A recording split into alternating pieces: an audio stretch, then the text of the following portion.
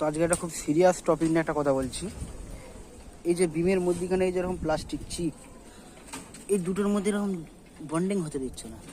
দেখতে পাচ্ছেন ভালো করে?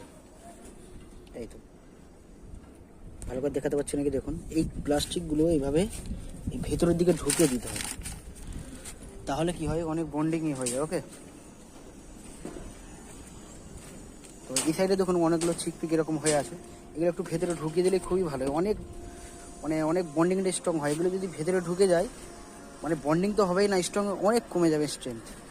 এভাবে আমাদের বিম এখন তোলা হয়ে গেছে, এখন স্ল্যাবের কাজ চলছে, স্ল্যাবের ডবল জালি বাঁধা হয়েছে। তোমরা কমেন্ট করে বলো, এই যে ভেতরের এই যে রডটা দিয়েছি এটার নামটা কি? ওকে, এবার ভিতরের দুটোর মধ্যখানে যে মোড়া আছে রড, এটাকে কি বলে, আর এটার কাজ কি, আর এটার নাম কি, এটা কমেন্ট করে বলো। ওকে।